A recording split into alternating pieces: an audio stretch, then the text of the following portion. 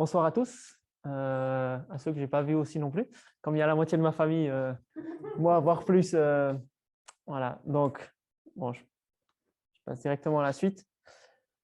Donc, je me présente, Bastien Meritz, j'ai 26 ans. J'habite maintenant sur Berne, mais j'ai vécu toute mon enfance. Vous me dites si je ne parle pas assez fort, c'est important, comme ça tout le monde entend. Comment? J'ai vécu toute mon enfance ici en Gruyère, entre Morlon, Bulle. Je ne suis pas sorti plus loin, mais Morlon, Bulle.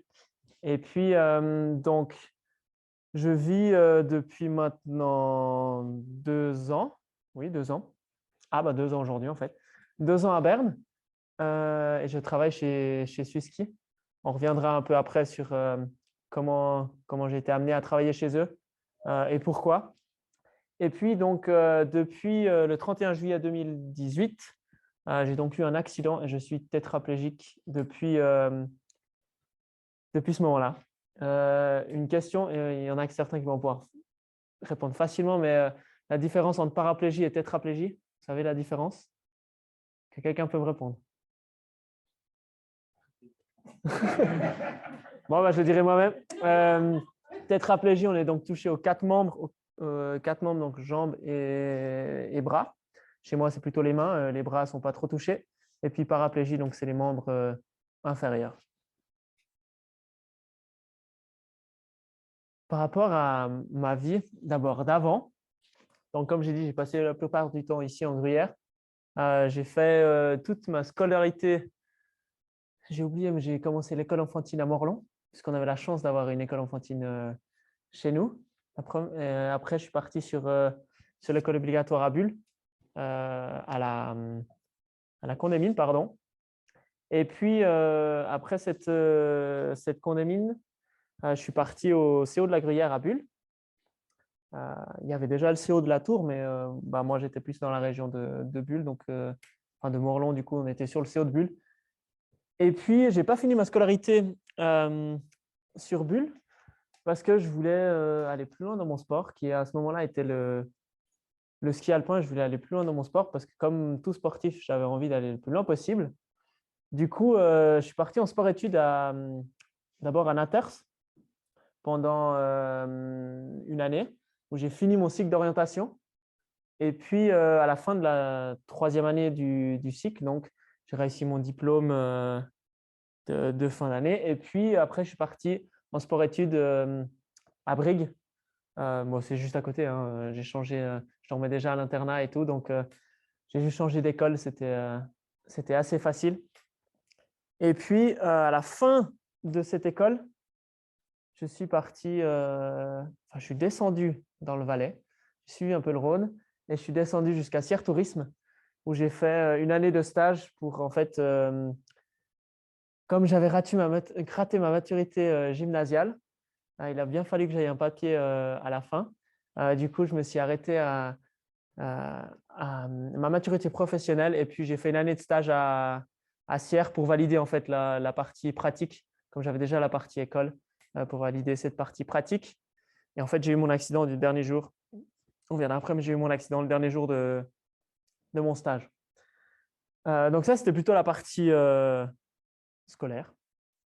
Et puis du côté sportif, petit, j'ai touché un petit peu à tout parce que mes parents ont voulu un peu que je touche à tout.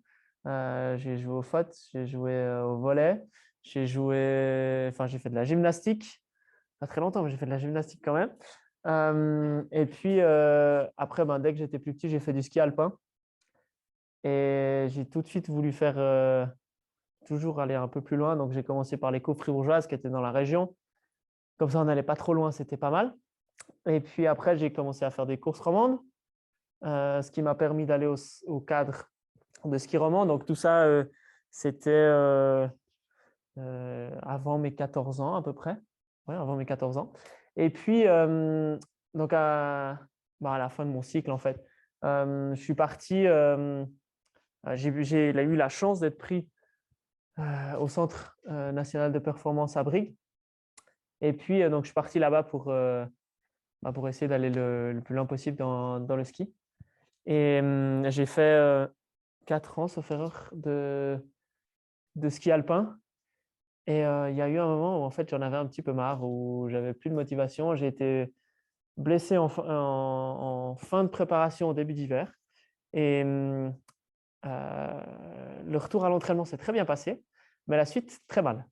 Du coup, j'ai vraiment perdu ma motivation. Et puis, j'ai été faire pendant la saison en fait, des ski cross. Il y a un tour qui est en Suisse qui est assez simple à faire, où tu peux t'inscrire et y aller. Et du coup, j'ai fait ce tour-là et ça a très bien été. Et j'ai pris énormément de plaisir. Du coup, ben, à la fin de la saison, j'ai changé. J'ai arrêté même avant la fin de la saison, j'ai arrêté le ski alpin. Je suis passé au ski cross et j'ai fait 3 ans en ski cross. 3 ans, donc vraiment jusqu'à mon accident où ben voilà, j'ai pris quelques départs en Coupe du Monde. J'ai fait énormément de courses en Coupe d'Europe ainsi que sur le circuit FIS. J'ai fait champion suisse junior en 2016, exactement. Et puis, bah voilà, après, la dernière année, c'est vrai qu'elle était un peu plus compliquée parce que ben, je travaillais à 100%, je faisais mon stage à 100%. Du coup, fallait vraiment faire un peu le mélange entre le sport et la formation parce que ben voilà, on le sait tous, hein, la carrière du sportif, elle peut s'arrêter du jour au lendemain, que ce soit un accident à ski ou parce que ben, les résultats, on n'a pas de résultats. Du coup, voilà, on est un peu forcé à mettre le clignotant et puis choisir autre chose. Donc, c'est important d'avoir une formation derrière. Et pour moi, voilà, j'ai eu ma formation et ça, c'était pour moi le plus important. Et donc, le but, c'était après cette formation de devenir en fait professionnel dans mon sport. J'étais en guillemets déjà semi-professionnel. Et le but, c'était vraiment de devenir professionnel et de faire ça à 100%. Je devais encore faire l'armée. Je pouvais faire l'armée en tant que sportif à Macolin.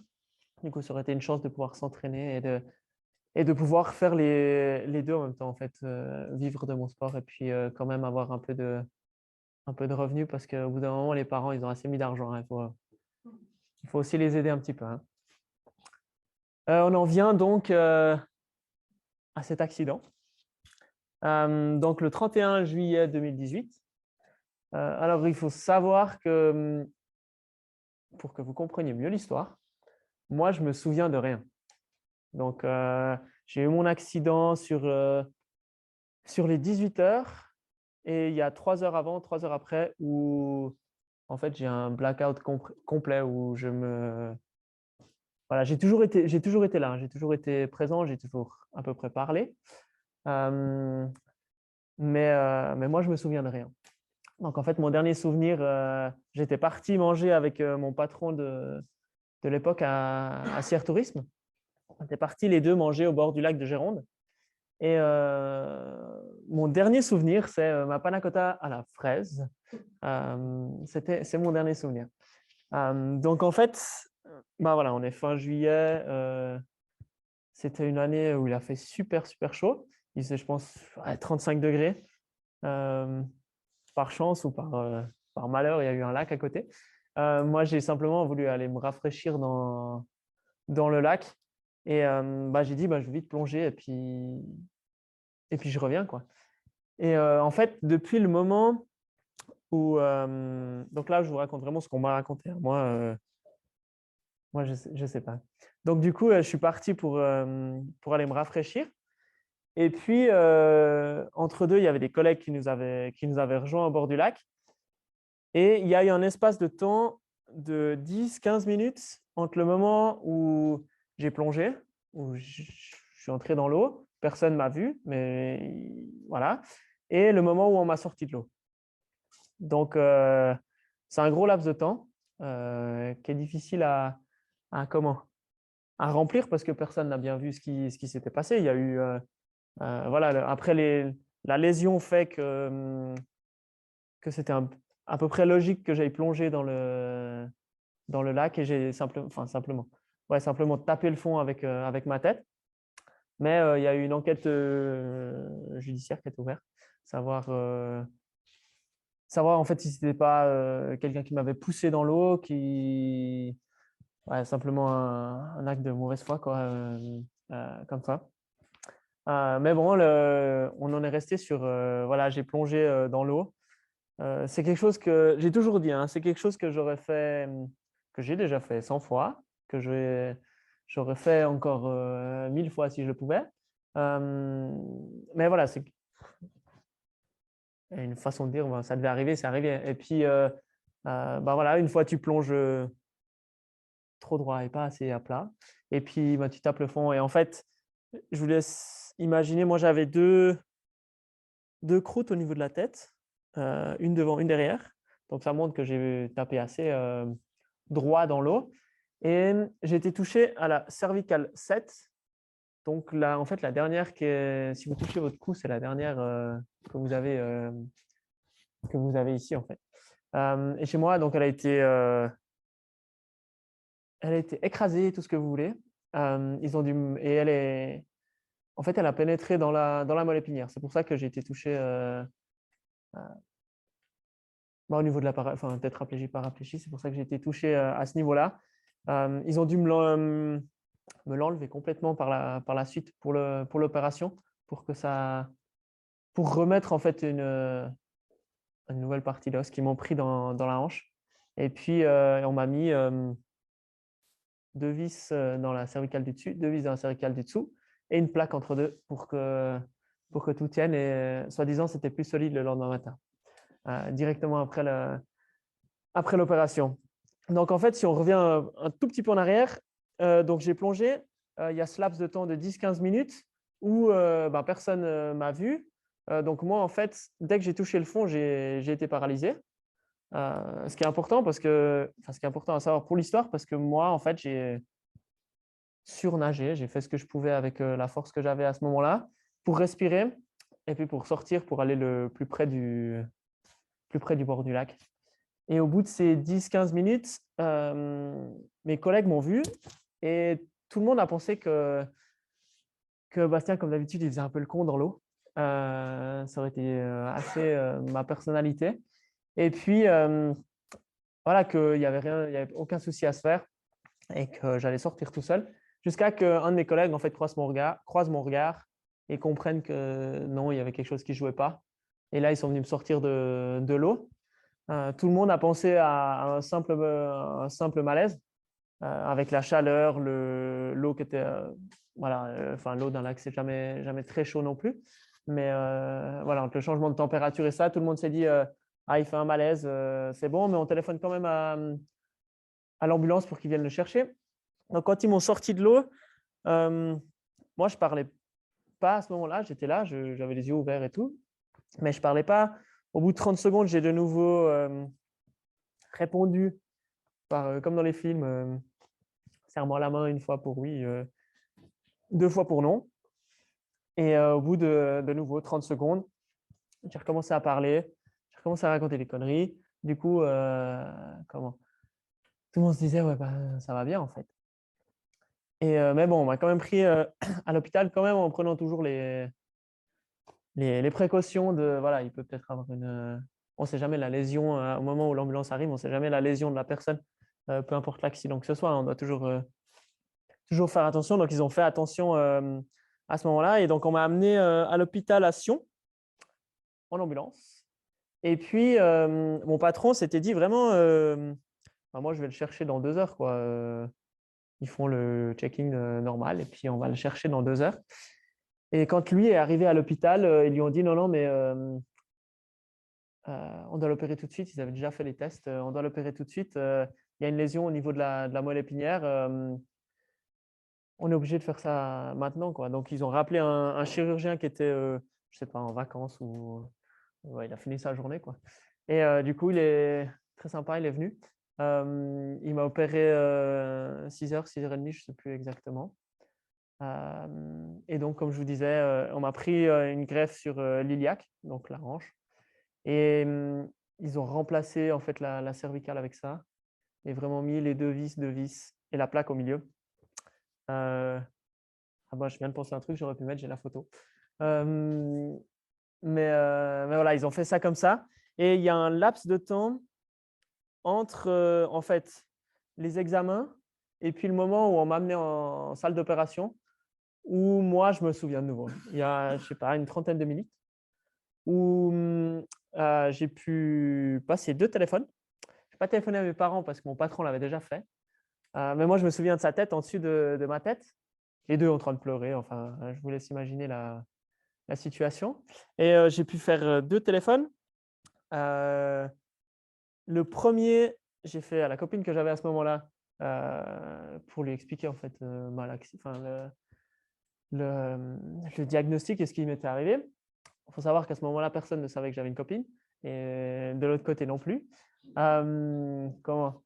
Et ouais, du coup, ben, tu téléphones et après, j'ai fait la même chose avec mon entraîneur de ski cross où ben, les 2 fois, c'était la même chose. Écoute, je suis à l'hôpital, j'ai eu un accident, on doit m'opérer. Je sens mes jambes, mais je ne peux plus les bouger.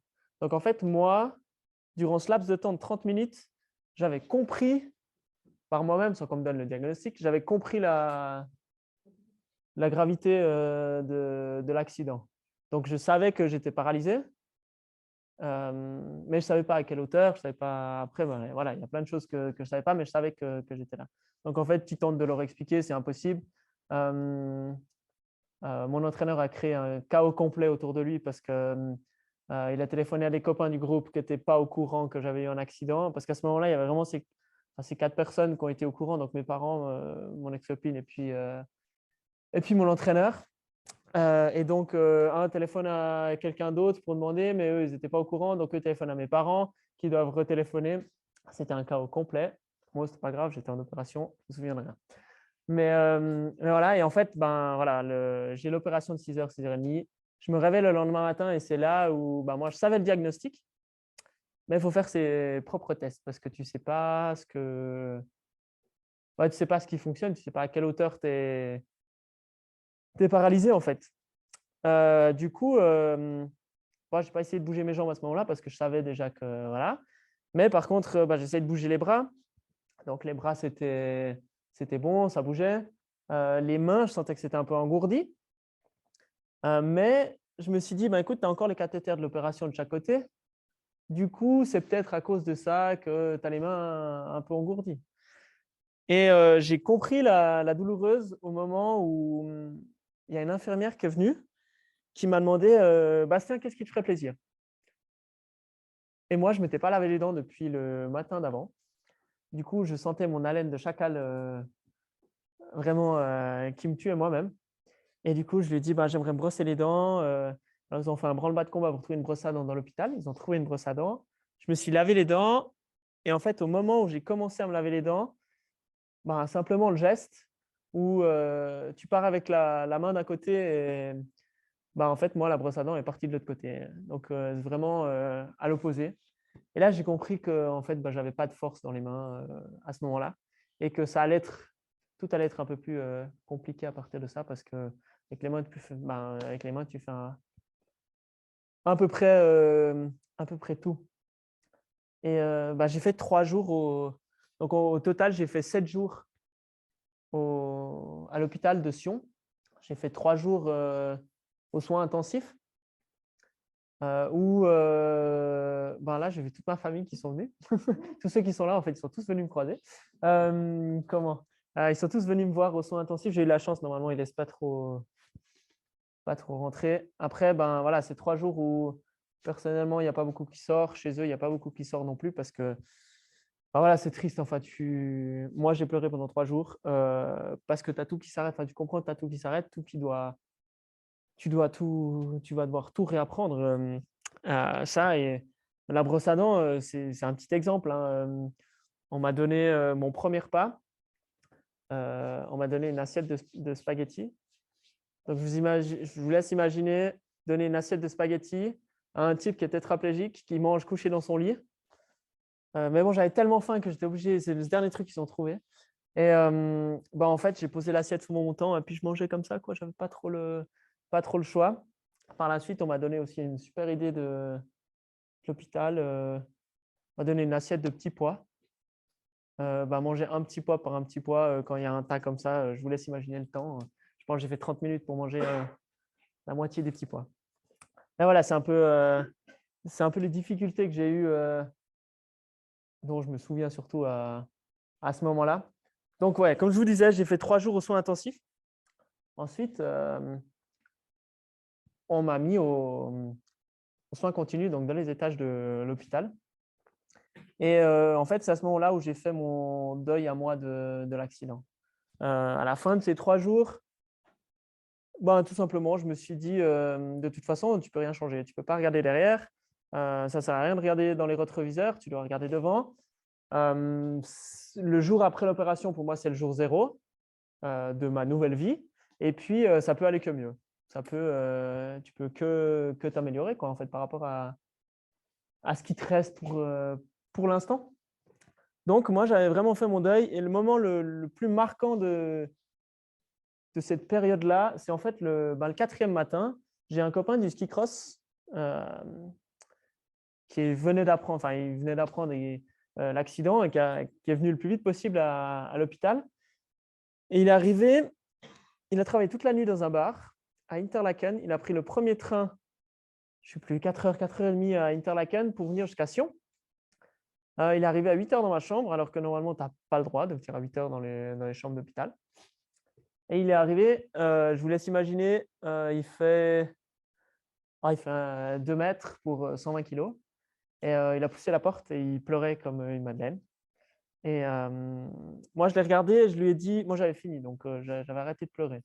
Je lui ai dit, écoute, Ryan, tu as 1 minute pour arrêter de pleurer. Soit tu arrêtes de pleurer, on passe un bon moment les deux, on discute et tout.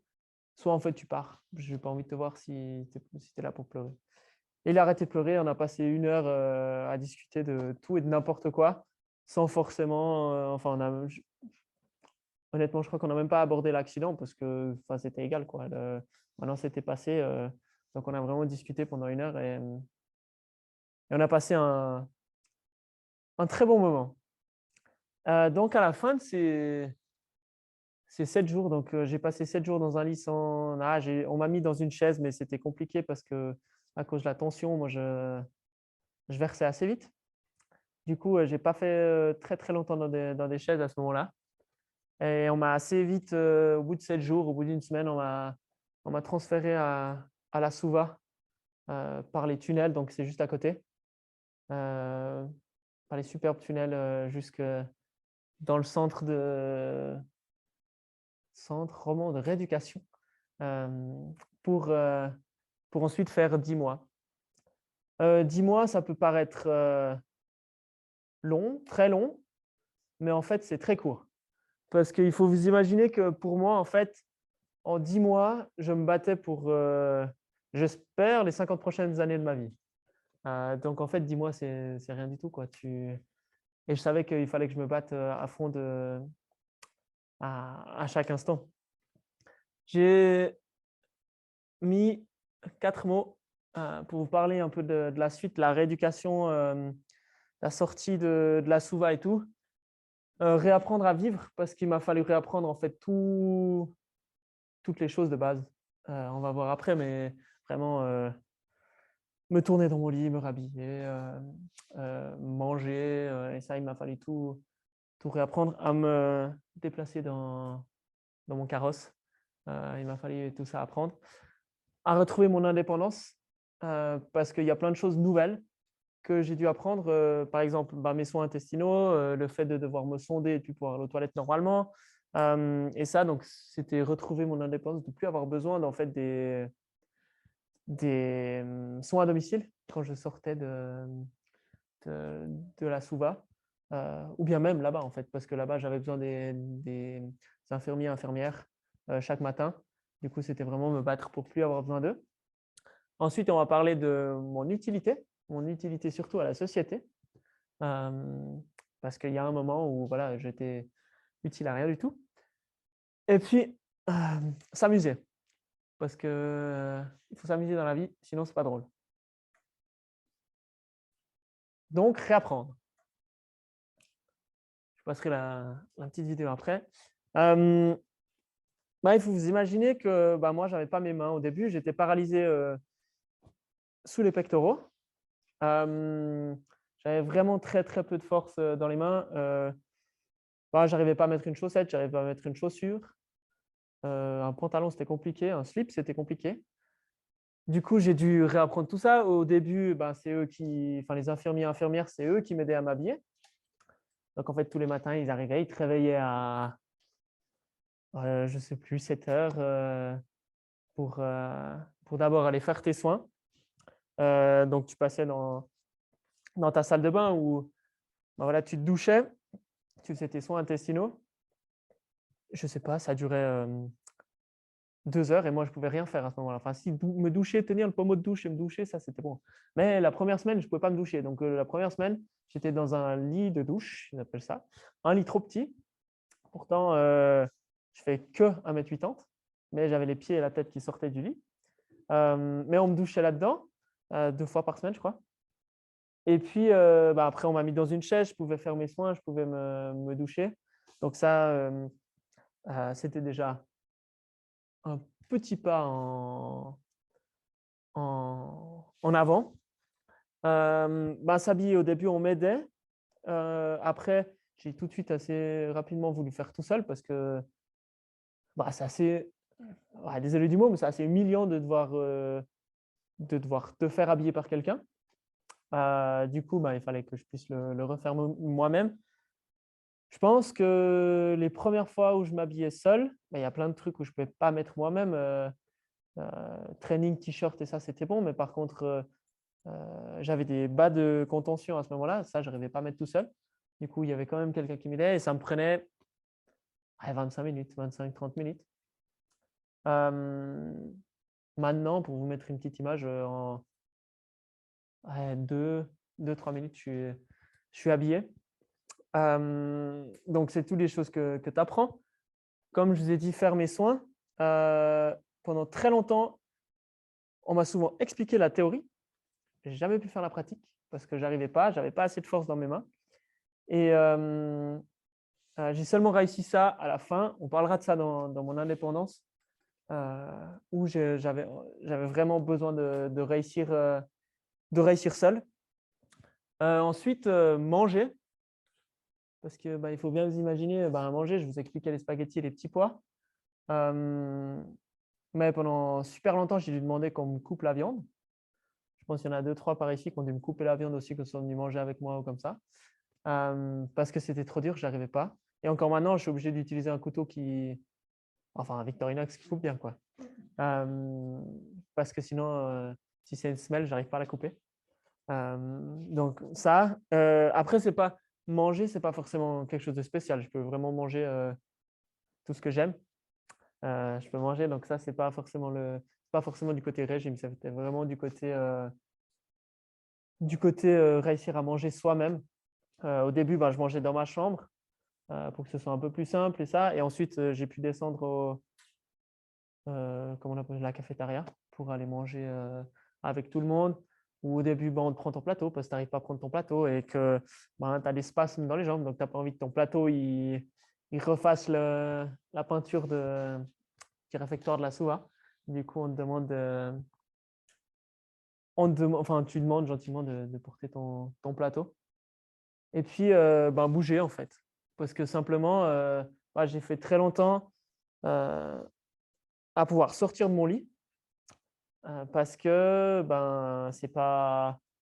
J'avais des problèmes de tension à ce moment-là. Donc, et puis, on te fait avoir des temps de chaise pour pas marquer.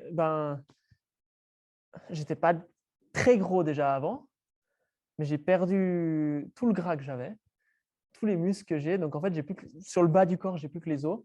Et du coup, il faut que ton corps il s'habitue sur ton assise de tous les jours.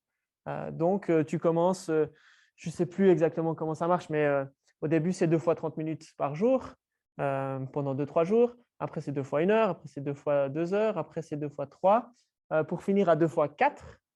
Et 2 fois 4, tu fais une semaine. Et à partir de ce moment-là, tu peux normalement passer ta journée dans la chaise.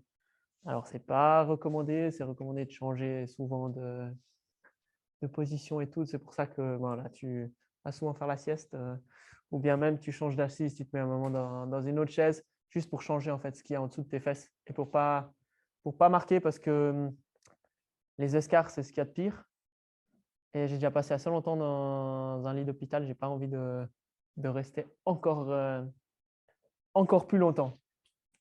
Pour vous montrer un petit peu cette vidéo, c'était au début que j'habitais à Berne, donc il y a à peu près une année et demie par là. C'est comment je m'habille. Alors, c'est en accéléré, hein, parce que vous allez dire, ouais, mais là, il fait 30 secondes. C'est en accéléré, mais il faut vous imaginer 3-4 minutes. Et là, je le fais dans mon lit, mais je peux très bien le faire dans ma chaise. Dans mon lit, ça me coûte moins d'énergie. Donc, en fait, il faut tout préparer. En plus, c'est en hiver, j'ai mis un collant, donc il fait froid. Donc, ça, c'est dur à enfiler. Mais voilà, en fait, moi, je me couche sur le dos dans mon lit et puis après, je peux enfiler tous mes habits. Et pour moi, c'est le plus simple. Ouais, dans la chaise, c'est un peu plus dur parce que voilà, il y a un moment où tu es assis et tu dois monter ton pantalon au niveau des hanches, ça commence à être un peu compliqué. Du coup, ouais, c'est vraiment pour moi, voilà, chacun trouvera sa technique pour s'habiller. Moi, c'est la mienne. Elle me convient très bien. Et du coup, je continue comme ça. L'indépendance. Donc, après, la période d'apprentissage, de réapprentissage, elle a duré, je pense, 2 mois. Après 2 mois, j'étais assez indépendant, sauf au niveau de mes soins intestinaux. Et il y a eu toute une période qui a duré à peu près 6 mois où à la physio, donc j'avais à peu près 6-7 thérapies par jour, entre physio, ergothérapie, piscine, psychologie et rendez-vous chez le médecin. Voilà, c'était un peu mes thérapies durant la journée, où on a pu aller chercher assez loin. On a assez vite dépassé certaines limites et on a pu faire assez vite des conneries. On verra une ou deux images après, où voilà, on a cherché à dépasser les limites. En fait, ce que je fais maintenant tous les jours, mais chercher à dépasser ces limites. Mais c'est des conneries qu'on a fait qui maintenant m'aident à avancer en fait tous les jours. Et c'est surtout, il y a eu énormément de choses au niveau de la manipulation de la chaise. Ça paraît assez simple de manipuler une chaise, mais c'est moins simple que ça en a l'air. Du coup, ouais, voilà, on a des cours de technique de chaise 2 fois par semaine où au début, tu apprends à passer un petit seuil, après un petit escalier, après tu vas jusqu'à une marche de 15 cm, tu apprends à descendre des escaliers. Seul, c'est assez compliqué. Ça dépend avec combien de verres, mais seul, c'est assez compliqué. Mais tu apprends aussi en fait à demander aux gens et à expliquer aux gens de l'aide. Il y a une personne qui pourra très bien vous dire ici. Si tu leur expliques mal, ça se passe mal. Du coup, la première fois en fait où je suis sorti de la Souva un week-end, ma mère m'a fait tomber de ma chaise. J'avais été chez ma tante, manger la fondue, et puis je devais aller aux toilettes. Il y avait une marche pour aller aux toilettes. Et en fait, j'ai très bien dit à ma mère, pour moi, c'était très clair, que je descendais ma marche tout seul, sans aide, ça passait très bien. Mais en fait, elle, au moment où j'ai simplement mis mon 2 roues pour descendre ma marche, elle a touché les poignets derrière. Et en fait, elle a poussé la chaise en avant. Du coup, moi, j'ai glissé de ma chaise et je me suis retrouvé à plat ventre par terre. Du coup, depuis ce moment-là, elle n'a jamais retouché ma chaise. Pas parce que je l'interdis, parce que elle, je pense qu'elle n'a pas confiance. Je sais pas, tu peux répondre toi-même, hein. Mais voilà, voilà, tu dois apprendre aux gens apprendre à expliquer aux gens comment ça va se passer. Il y a une autre personne qui peut aussi en parler. Malheureusement, il a un bar à bulles avec 10 escaliers. On ne dira rien là-dessus. Mais il a fallu lui expliquer comment descendre les 10 escaliers, en fait. Comment les descendre, puis aussi comment les remonter. Sans te faire tomber, parce que 10 escaliers, ce n'est pas une marche. Ça fait un peu plus mal si tu tombes. Du coup, voilà, c'est des petites choses où tu dois pouvoir être capable de dire, là, tu fais ça, pas plus. Et aussi, à, entre guillemets, sensibiliser la personne en face de toi que si tu as besoin d'aide, tu vas lui demander, elle n'a pas besoin de demander. C'est toi qui vas demander de l'aide, en fait. Ça, c'est très important parce que des fois, tu as les gens, ils viennent t'aider pour… ils pensent bien faire, en fait. Alors, c'est pas de mauvaise foi, hein. Ils pensent bien faire, mais ils font tout le contraire de ce qui doit être fait. Donc, ça, c'est toutes les choses que tu apprends pendant ces 10 mois. Et honnêtement, à la fin de ces 6 mois de cirque-là, ouais, c'était vraiment du cirque où on faisait des conneries à longueur de journée. J'ai eu la chance, j'ai fait un petit peu de basket en chaise, j'ai fait du tennis, j'ai fait de l'équilibre sur plein de choses avec ma chaise. J'ai fait de l'équilibre au milieu de la salle de gym, de la Suva alors que c'était interdit. Voilà, j'ai fait plein de choses parce que j'avais envie aussi et je sentais que j'avais besoin. Et c'est là que moi, en fait, je repoussais mes barrières et que j'apprenais le plus ou que je m'améliorais le plus.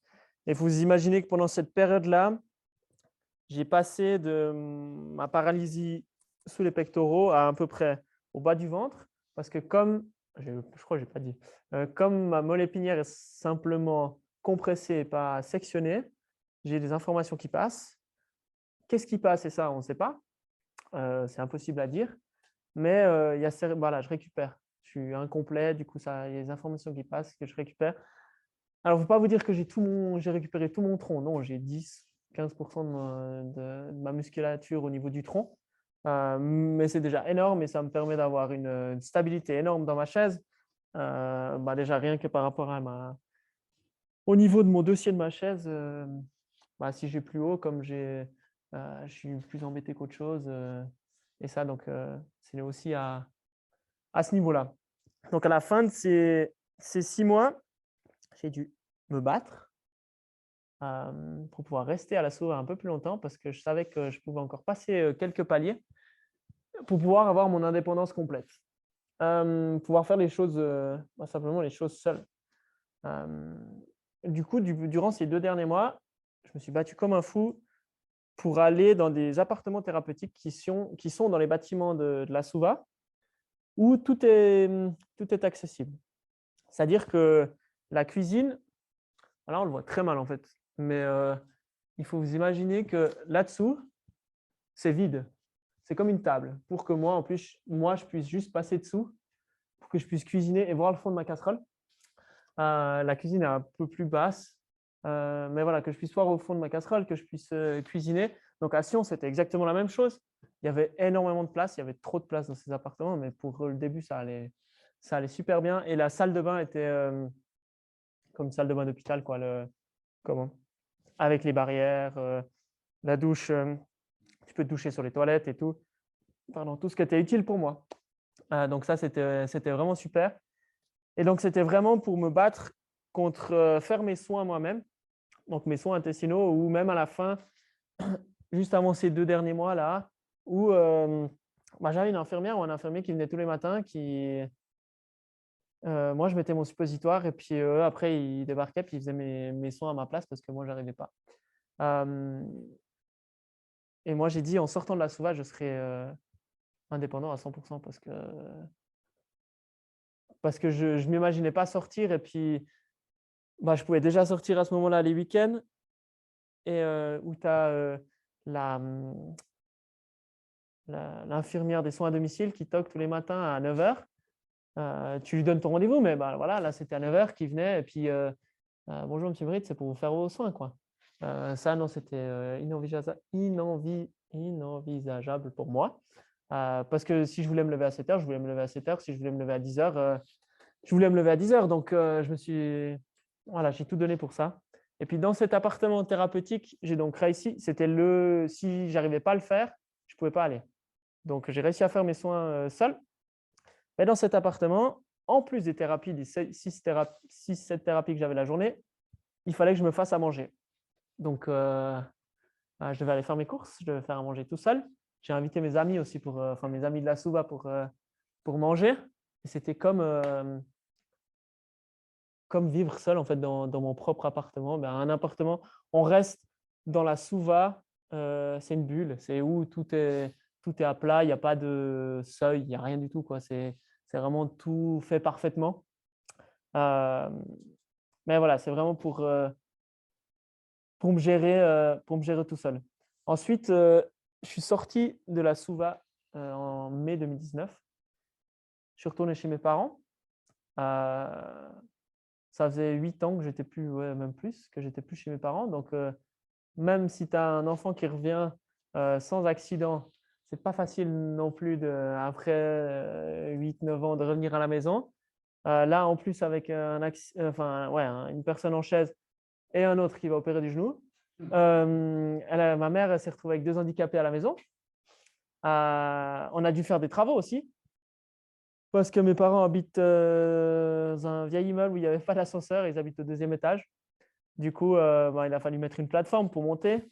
Et puis, on a refait une salle de bain pour qu'elle soit adaptée pour moi, en fait, pour que je puisse aller. C'était aussi, on a fait ça assez tôt pour que je puisse rentrer les week-ends à la maison. Ça, c'était assez important. Voilà, je suis sorti, j'ai fait 5 mois à la maison où je vivais, il fallait vivre normal et rien n'était, à part la salle de bain, rien n'était adapté pour moi.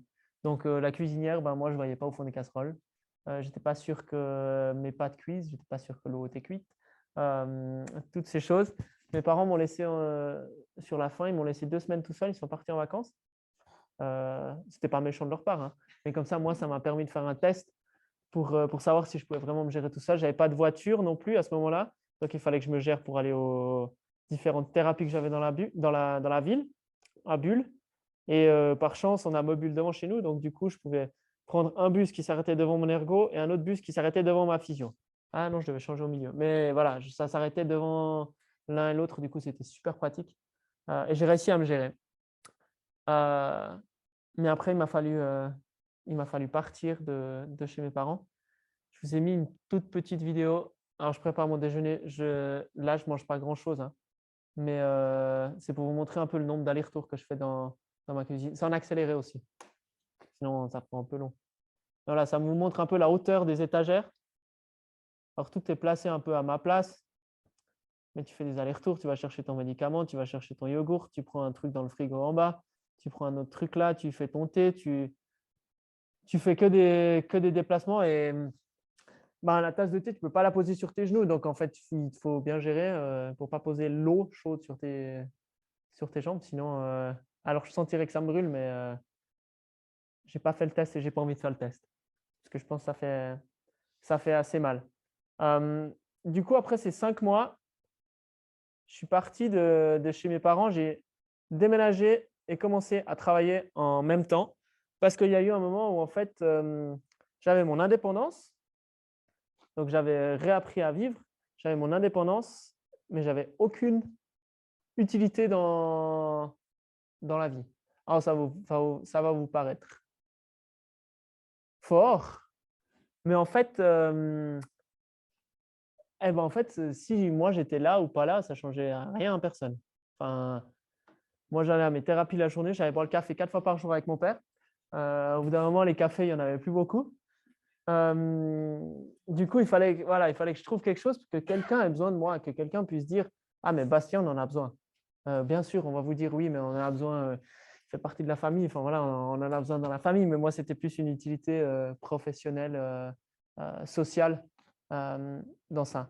Et Swisski, qui était en fait mon employeur avant en tant qu'athlète, a tout de suite voulu m'aider déjà plutôt dans ma période de rééducation, mais ce n'était pas financier parce que eux, ils ne voulaient pas dire: tiens, on te donne de l'argent et puis après, on t'oublie. Et ils m'ont demandé: moi, mais comment on peut t'aider? Moi, je leur ai dit: il y a un moment où moi, je vais vouloir travailler, où je vais devoir me trouver une utilité dans ma vie, dans la vie. Et du coup, à ce moment-là, je leur ai dit: là, c'est le moment où j'ai mon indépendance, j'ai réappris à vivre, il faut que je travaille, il faut que je fasse quelque chose. Alors, au tout début, il n'y avait pas de poste à pourvoir.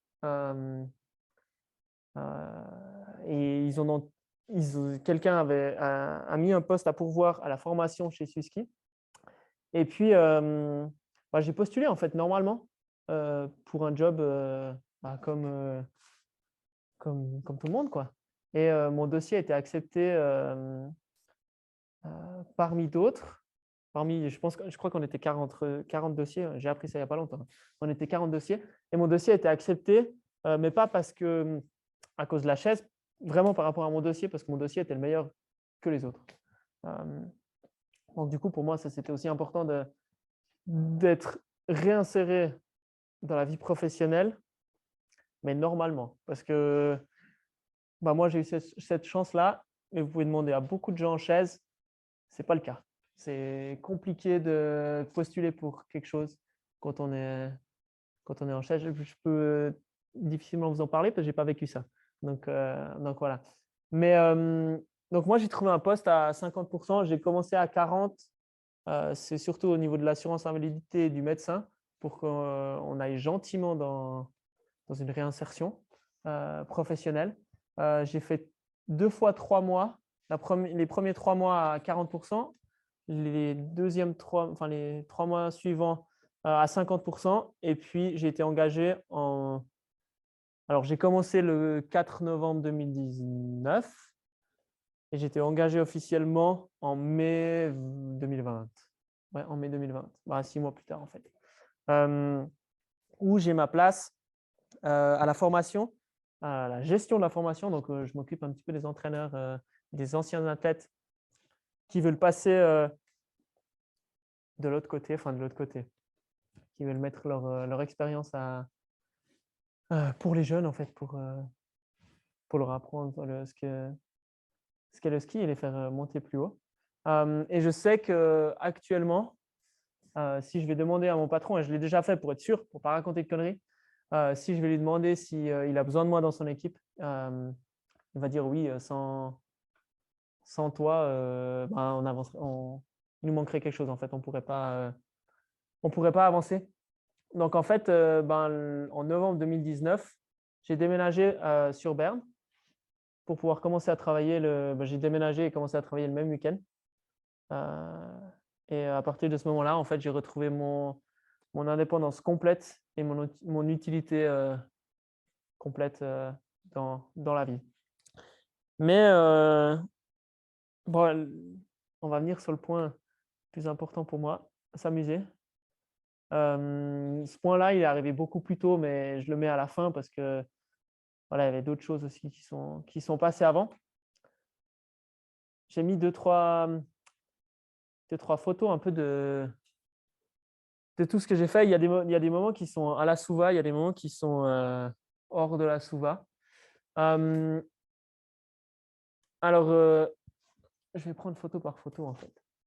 La photo du milieu, vous allez vous dire, c'est une table de torture. On se croirait dans le château de Gruyère en je ne sais pas quelle année. Non.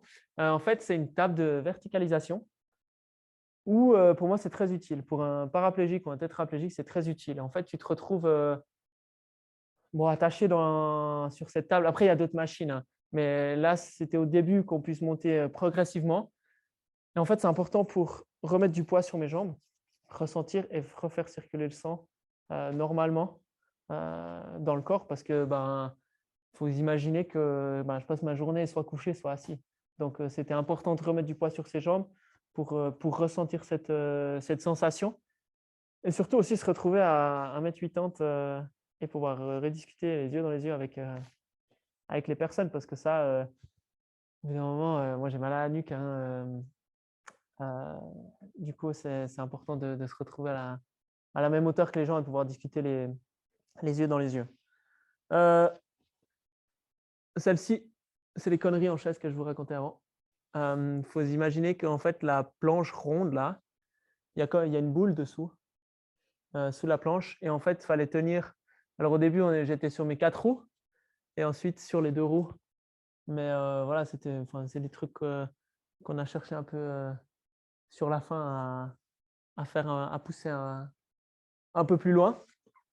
Il y a aussi celle-ci qui est aussi à la Suva, où en fait, pouvoir me réasseoir, me réasseoir sur mes talons et tout, faire des séances de gainage en fait, normalement comme je les faisais un petit peu avant sur mes entraînements, j'ai pu assez vite les refaire. Alors bien sûr, les amplitudes des mouvements c'est différent et ça, mais voilà, pour moi ça reste à peu près la même chose. Celle-ci, elle est aussi à la Suva. C'est de la presse. Faut imaginer qu'avant, c'était un peu ma vie quand je m'entraînais dans la presse, la force et ça. Donc, du coup, se remettre là-dedans et pouvoir pousser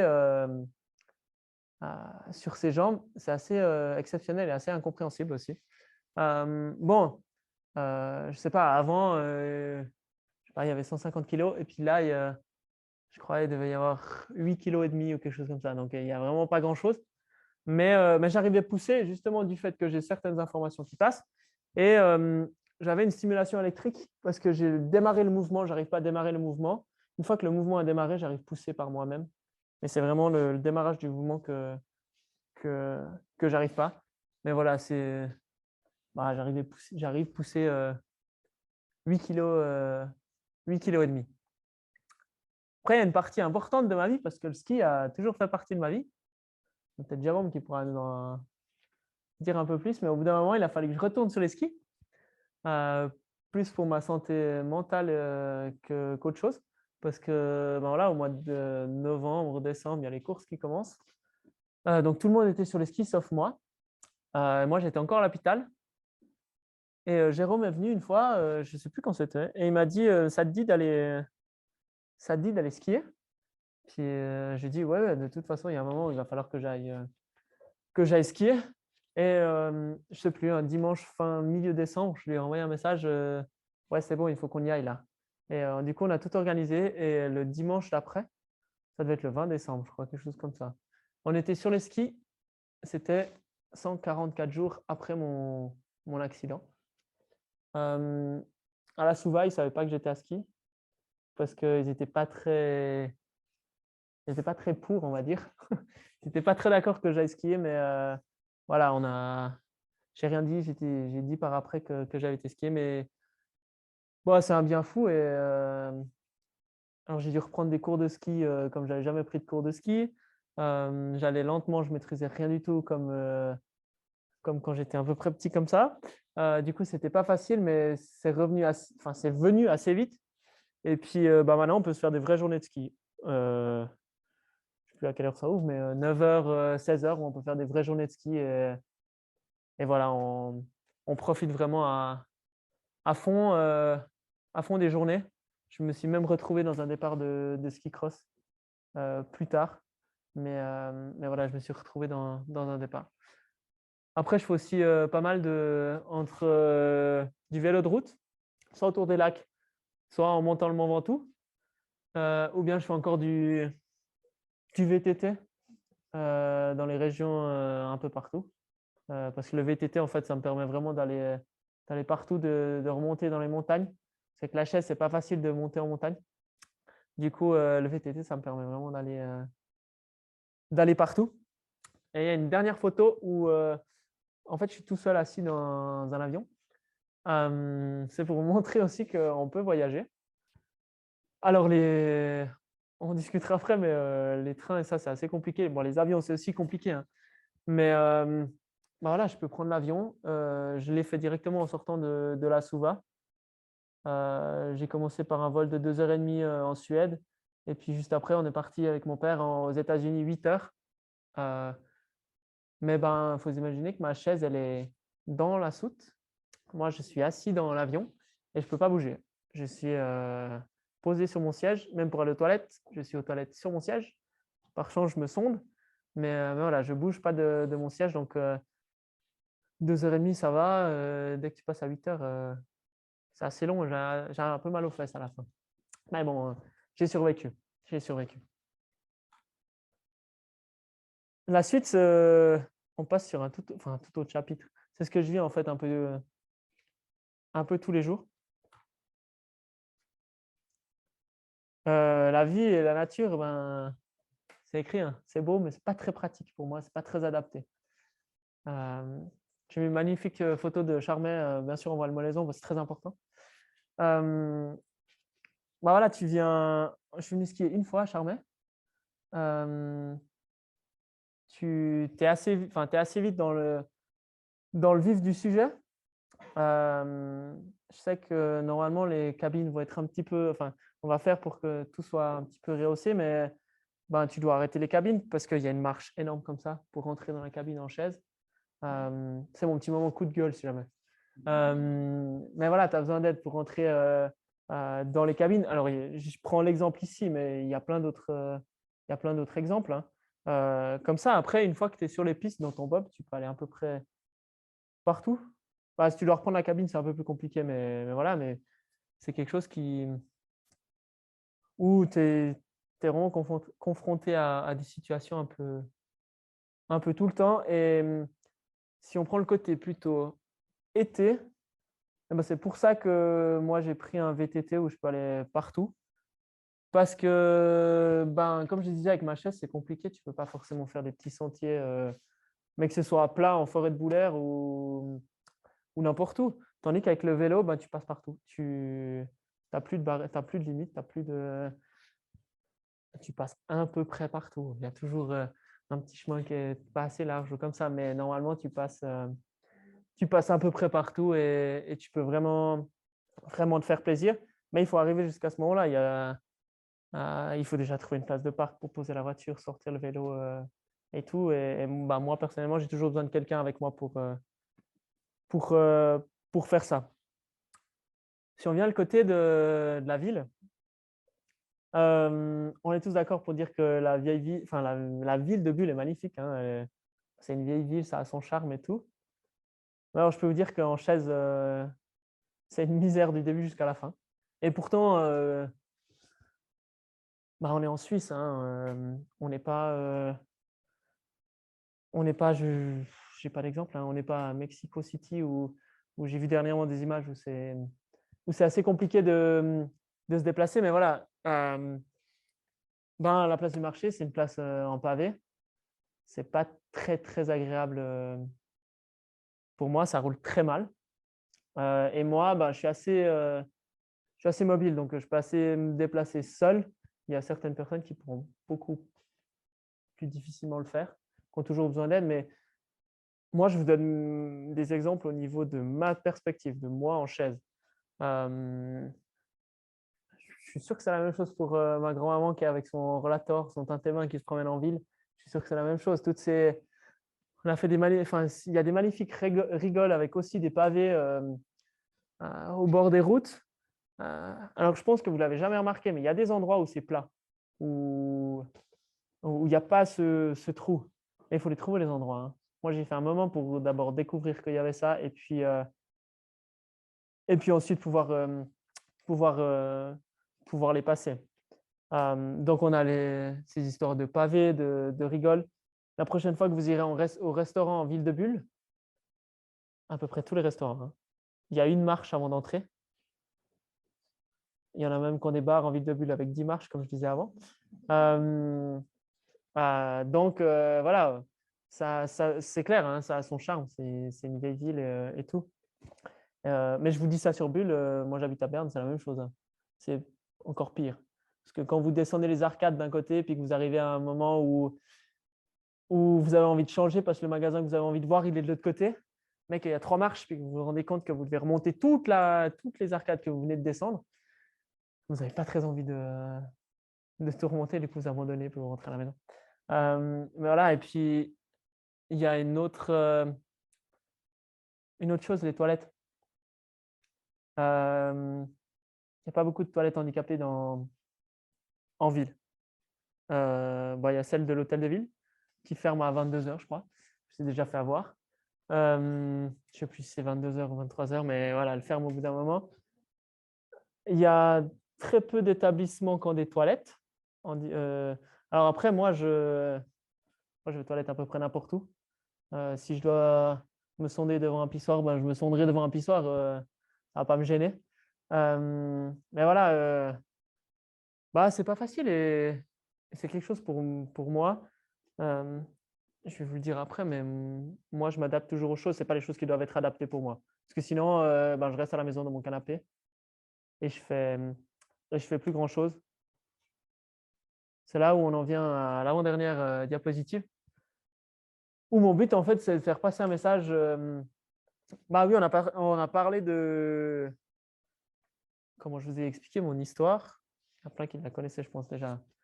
pas mal, mais quand il y a eu plein d'informations en plus. Mais je ne suis pas là pour me morfondre, en fait, parce que la vie, elle est très belle.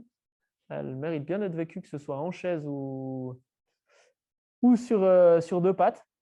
Mais il faut continuer le changement. On est en train de faire des progrès.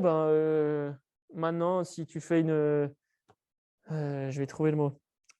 Si tu reconstruis ou tu rénoves quelque chose, tu es censé normalement rester sur les normes du bâtiment et puis devoir faire que ce soit accessible pour une personne en chaise. Et ça, alors c'est pas toujours respecté, hein, parce que honnêtement, il manque des personnes en chaise pour parler de ça, pour montrer, pour aller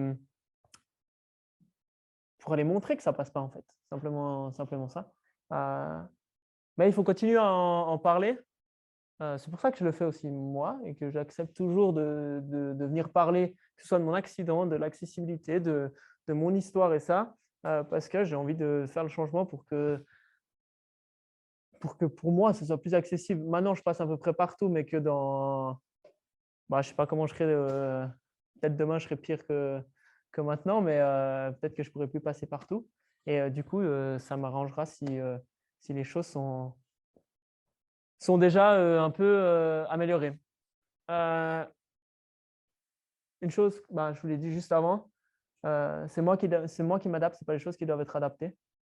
Parce que sinon, tu ne fais plus rien. Tu restes chez toi, tu commandes. Maintenant, on peut commander nos courses par Internet, donc c'est encore plus facile. Mais moi, j'aime bien aller faire mes courses.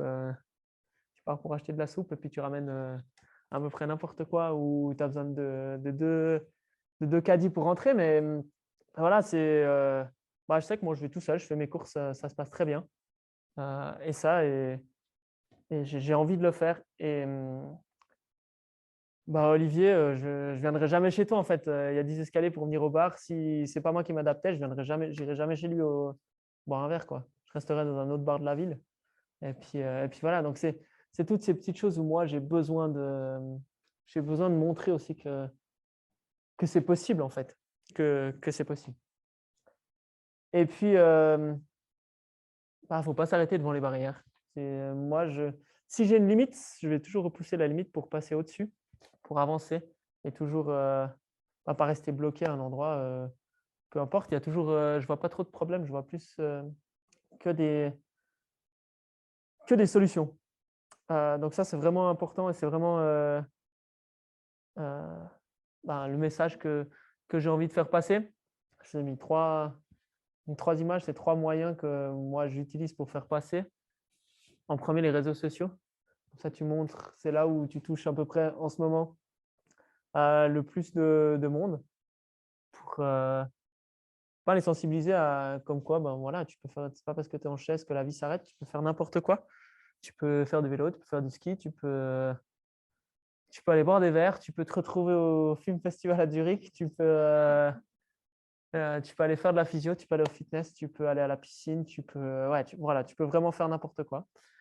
Dernièrement, il y a eu, maintenant je ne sais plus si c'est la Liberté ou la Gruyère, un article sur l'accessibilité en fait.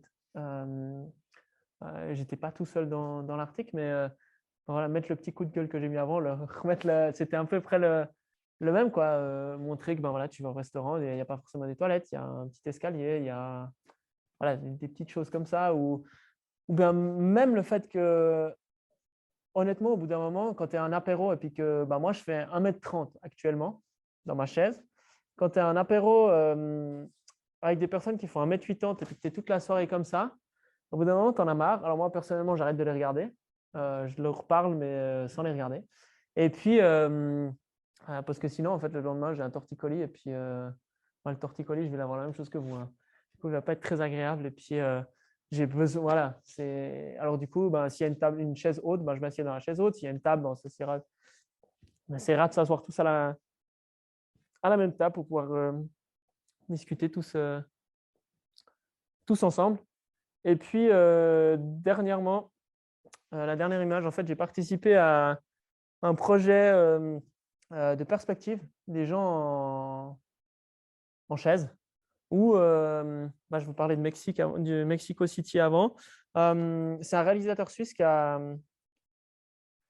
mandaté dans 6 pays des personnes pour filmer, puis trouver quelqu'un en chaise pour filmer, pour vivre en fait notre vie à notre hauteur. Ils ont vraiment filmé les choses de tous les jours. Que ce soit, on a été faire les courses, faire à manger. Moi, j'ai pas fait à manger dans le truc, mais faire à manger. Moi, il y avait le ski, il y en a certains d'autres sports, le basket et tout. Donc, moi, j'étais la personne en chaise pour la Suisse. Il y avait une personne à Mexico City, une en Grèce, une au Vietnam, une à New York City et la dernière, je ne sais plus. Mais voilà, c'est des perspectives différentes. Et c'est comme je vous disais, en Suisse, on est encore assez bien lotis. Il y a certains trucs, les bouches de métro à New York ou comme ça, c'est pas non plus le plus facile. Mais voilà, ça montre des autres perspectives. Donc, si vous voulez voir le film, c'est 15 minutes. Vous le trouvez soit sur ma page Facebook, soit sur mon Instagram, soit sur paraplégie.ch. Vous trouvez le petit film et franchement, moi, même en étant dans le film, j'ai trouvé super intéressant de voir d'autres perspectives. Donc voilà, si vous avez 15 minutes à tuer. Et maintenant, en fait, c'est à vous de jouer dans 2 sens. C'est à vous de jouer de peut-être utiliser ce que j'ai dit ce soir, soit que ce soit au niveau de l'accessibilité, soit au niveau de repousser ses limites. C'est pas forcément que pour moi, ça peut être pour quelqu'un ça peut être dans n'importe quoi. De s'adapter à tout aussi. Moi, j'ai eu un accident entre guillemets assez grave. Comme je vous disais, la vie elle est belle, elle mérite d'être vécue. Mais ça peut être, je sais pas, un décès, une maladie ou quelque chose comme ça. Donc la vie, elle continue à tout âge. Et c'est à vous de jouer aussi si vous avez des questions.